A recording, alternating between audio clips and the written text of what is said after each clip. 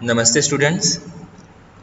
In last video, I explained dialog boxes. There are three types of dialog boxes. First one is alert dialog box, second confirm dialog box and third prompt dialog box. Okay, આ ત્રણ આપણે dialog boxes સમજી ગયા છીએ. Now in this video, I am going to explain new topic of JavaScript. That one is arrays in JavaScript. Arrays in JavaScript.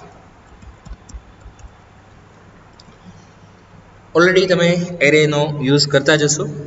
બીજા સબ્જેક્ટમાં પ્રોગ્રામિંગમાં તમારે array આવી જ ગયું હશે, પણ અહીંયા એરે આવે છે આપણે પહેલેથી જ સમજશું, બેઝિક્સથી જ સમજશું. An array is an object which stores multiple value and has various properties.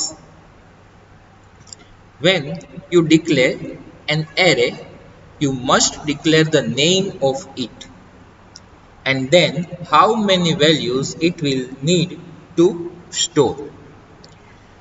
ફરીથી એકવાર આને આજ રિપીટ કરું છું. An array is an object. Array જે છે એક ઓબ્જેક્ટ છે કે જે મલ્ટિપલ વેલ્યુઝ સ્ટોર કરી શકે છે.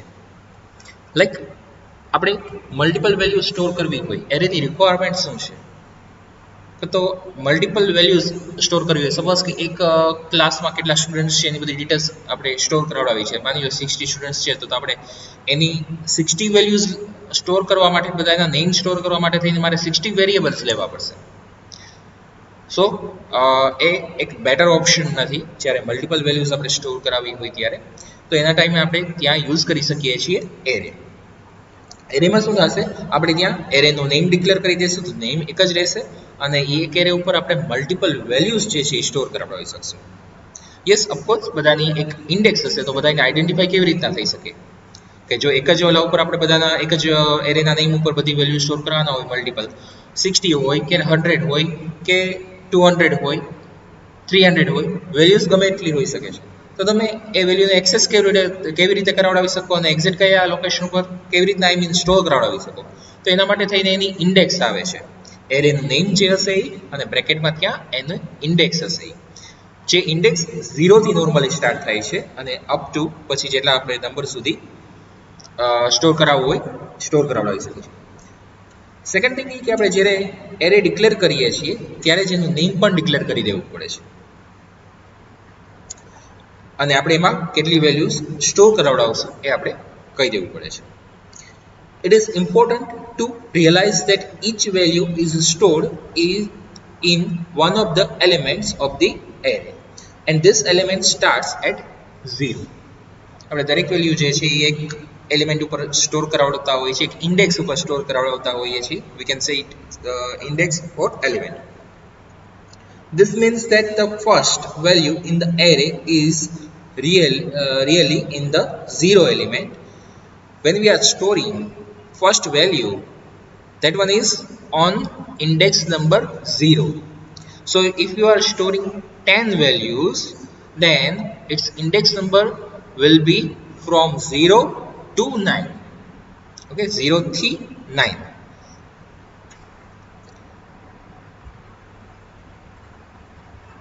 તો આ રીતના એમાં જે છે એની ઇન્ડેક્સ કે એલિમેન્ટ્સ જે છે એ આવતા હોય છે, જે ટોટલ વેલ્યુ કરતાં એક લેસ ઓલવેઝ એના કારણે હોવાનું છે. એની સિન્ટેક્સ જોઈએ. સિન્ટેક્સ લાઈક એરેનો આપણે જે કાંઈ નેમ આપવું હોય, લાઈક રોલ નંબર એવું હું એરે આપી દઉં છું, તો આરેનો ઓર સિન્ટેક્સ છે તો આપણે એરેનું નેમ જ એ જ રીતે લખું. એરે નેમ આવશે, array name equal to, in bracket we can pass value 1, value 2, value 3 up to value n. That means કે જ્યાં સુધી આપણી વેલ્યુ હોય ત્યાં સુધીની વેલ્યુ પાસ કરવાની રહેશે. આ રીતે આપણે એક એરે લીધો અને એમાં વેલ્યુઝ સ્ટોર કરાવડાવી. સેકન્ડ થિંગ કઈ રીતે આવી શકે છે કે લાઈક એરેનું નેમ આપ્યું equal to array keyword આવશે. This one is keyword. Okay, array keyword in round brackets you need to pass value 1 comma value 2 comma value 3 up to value n જેટલી value હોય એટલી, or you need to pass its size.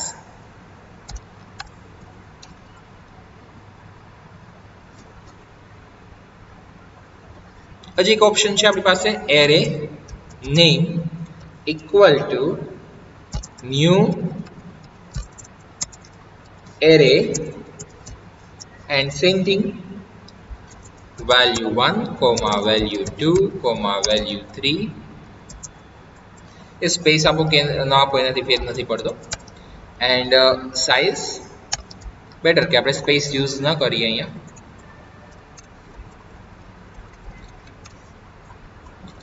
તો એની syntax છે, તમે આમાંથી કોઈ પણ use કરી શકો છો, કોઈ પણ રીતે તમે એરે ડિક્લેર કરી શકશો.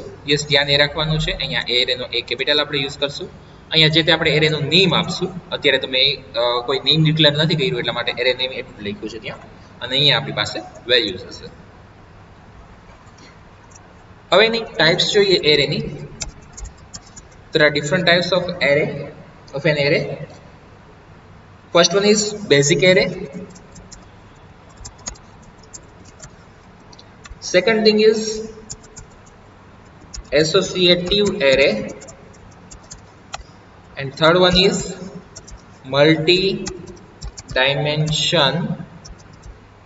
dimensional array. First one basic array આપણે જોઈએ.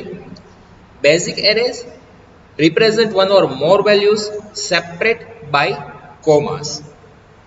The value can be mixture of strings, numbers and variables.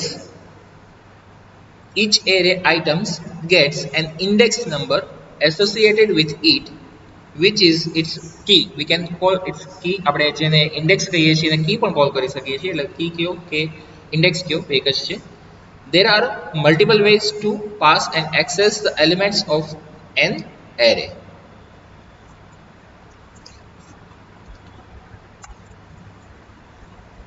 આપણે એક એક્ઝામ્પલ અહીંયા હું સમજાવું તમને.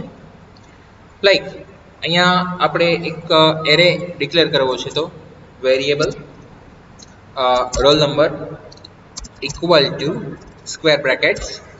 આપણે અહીંયા વેલ્યુ પાસ નથી કરતા, પણ એટલું ડિક્લેર કરી દીધું કે આ એરે છે. આવી રીતે પણ ડિક્લેર થઈ શકશે, એટલા માટે જ લઉં છું. Roll number in first position, that means કે 0 equal to I am storing here roll number like 20 BCA 001, then RNO 1 equal to 20 BCA 002, then RNO 2 equal to 20 BCA 003 semicolon. Okay, તો આપણે આ મલ્ટિપલ વેલ્યુઝ જે છે એ store કરાવડાવી છે roll number નામના variable પર. અને એને પ્રિન્ટ કેવી રીતે કરાવડાવવું એ આપણે આગળ જોઈશું. ડોક્યુમેન્ટ ડોટ રાઇટનો યુઝ કરીને આપણે એની વેલ્યુ પ્રિન્ટ કરાવડાવી શકશું. ઓર લૂપનો પણ યુઝ કરીને આપણે વેલ્યુ પ્રિન્ટ કરાવડાવી શકશું. તો આવી રીતે આપણે એક બેઝિક એરેનો યુઝ કરી શકીએ છીએ. નેક્સ્ટ વન આવે છે associative array. Associative arrays gives you a way to label your array item key instead of them being numbered in the way that array elements are usually numerically indexed by default. The key is directly associated to its value in a meaningful way. So we can apply our label rather than this number. એટલે કે આપણે અહીંયા નંબરની જગ્યાએ આપણે જે label એટલે કે જે નેમ આપવું હોય આપી શકીએ છીએ. બાય ડિફોલ્ટ તો ત્યાં આપણે નંબર જ આવવાના છે, પણ આપણે અલગ કંઈ યુઝ કરવું છે તો એ પોસિબલ છે. કેવી રીતે જોઈએ? Variable like roll number, same example લઉં છું એટલે બે વચ્ચે એક્ઝેક્ટલી આઈડેન્ટિફાઈ થઈ શકે કે કેવી રીતના ડિફરન્સ આવે છે. રોલ નંબરની જગ્યાએ યસ અહીંયા હું અલગ લઉં છું ડિટેલ્સ લાઈક stud1 વેરિયેબલ લઈ લઉં છું, કેમ કે આમાં આપણે થોડીક વેલ્યુઝ ચેન્જ કરવી જ પડશે. ઓકે, અહીંયા આપણે stud1 લીધું છે. ફર્સ્ટ સ્ટુડન્ટની ડિટેલ્સ ગેટ કરાવડાવી છે. હવે સ્ટુડન્ટની ડિટેલ્સ આપણે અહીંયા ગેટ કરાવડાવીએ તો અહીંયા કર્લી બ્રેકેટ લેવો પડશે. પહેલા તો you need to use curly bracket. Then label is name, એટલે કે અહીંયા આપણે જે 0 યુઝ કરતા હતા ને, જો આ રોલ નંબર જે છે એ એરે હતો, એવી રીતના અહીંયા આપણો stud1 જે છે એ એરે છે. ઇન ધ બ્રેકેટ આપણી ઇન્ડેક્સ હતી ઓર કી હતી, જે અહીંયા આપણી ઇન્ડેક્સ કે કી તરીકે નેમ છે, અને એની સામે આપણે અહીંયા વેલ્યુ પાસ કરતા હતા, એની બદલે હવે હું વેલ્યુ ડબલ કોટમાં પાસ કરીશ. નેમ લાઈક હું અહીંયા પાસ કરી દઉં છું એબીસી, કોમા એવી રીતના એનો આરએનો હું પાસ કરાવડાવું છું, આરએનો કોલન લાઈક એક વેલ્યુ લઈ લઈએ 20 BCA 001, કોમા સિટી લઈ લઈએ, સિટી કોલન રાજકોટ,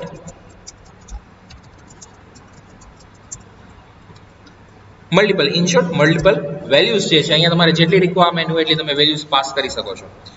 તો આપણે અહીંયા લેબલ જે છે એ આપણું આપ્યું, આપણું પોતાનું નેમ જે આપવું તો અહીંયા એ આપ્યું છે, નેમ આરએનઓ સિટી.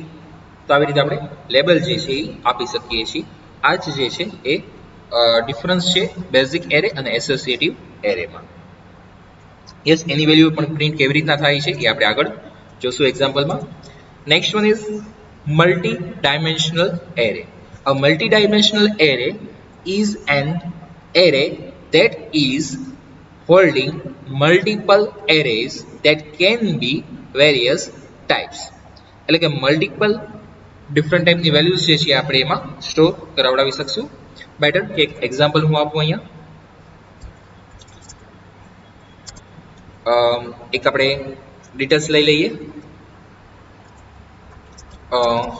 કોલેજ નામનું જે એરે ક્રિએટ કરાવડાવું છું.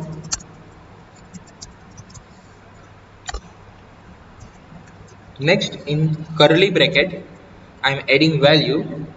In curly bracket we need to use square bracket. જો આની સિન્ટેક્સ અહીંયામાં જ આવી જાય છે સાથે સાથે. મલ્ટી ડાયમેન્શન માટે variable array name equal to new array, A should be capital. In curly bracket we will pass multiple square values in square bracket.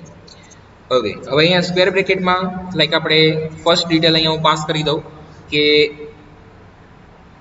આપણે BCAમાં ફર્સ્ટ સેમેસ્ટરમાં 20 BCA 001, 20 in double quote 20 BCA 002, up to જેટલા number pass કરવા હોય એટલા pass કરી શકીએ.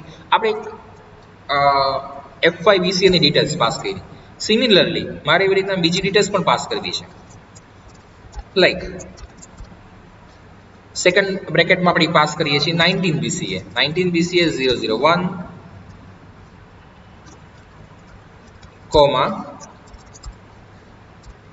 19 BCA 002,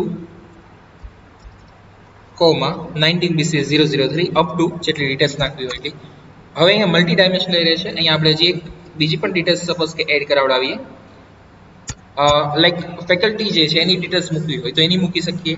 otherwise BCom students details મૂકવી છે તો એની ડિટેલ્સ પણ મૂકી શકીએ છીએ. BBA સ્ટુડન્ટ્સ ડિટેલ્સ મૂકવી છે એ પણ મૂકી, બીજા કોઈ કોર્सेस છે એની ડિટેલ્સ મૂકવી છે તો એની પણ આપણે ડિટેલ્સ અહીંયા મૂકી શકીએ છીએ. દેટ મીન્સ કે મલ્ટિપલ વેલ્યુઝ જે છે આપણે અહીંયા ડિફરન્ટ ટાઈપ્સની જે હશે એ સ્ટોર કરાવડાવી શકશું. એટલે કે એક સિંગલ એરે જેટલો એ જેવી રીતના વર્ક નહીં થાય, પણ મલ્ટિપલ વેલ્યુઝ જે છે એની અંદર સ્ટોર થશે. હવે એને એક્સેસ કેવી રીતના થાય ત્યારે આપણે પ્રેક્ટિકલી એક્ઝામ્પલ આવે એનો ત્યારે જ જોશું એમાં. અને યસ, અહીંયા લાસ્ટ એવી રીતના કોમા કરીને જેટલા બ્રેકેટ્સ આવતા હોય સ્ક્વેર બ્રેકેટ્સ એ આવશે. લાસ્ટ બ્રેકેટ પછી સેમિકોલન, કોમા નહીં આવે, અને લાસ્ટમાં સેમિકોલન આવશે કર્લી બ્રેકેટ પછી. ઓકે, તો આ એક બેઝિક આપણે એરેનું ઇન્ટ્રોડક્શન થોડુંક જોઈ ગયા. પ્રેક્ટિકલી એક્ઝામ્પલ હવે સ્ટાર્ટ કરશું. પ્રેક્ટિકલી એક્ઝામ્પલ હું નેક્સ્ટ વિડીયોમાં કન્ટિન્યુ કરું છું. આ વિડીયોમાં આપણે થોડુંક એરેનું ઇન્ટ્રોડક્શન જોઈ ગયા, અહીંયા સુધી રાખીએ છીએ. હોપ્સો બધાને ક્લિયરલી આટલું સમજાઈ જાય છે, અને નેક્સ્ટ આગળ એક્ઝામ્પલ આપણે કન્ટિન્યુ કરશું. Okay, thank you.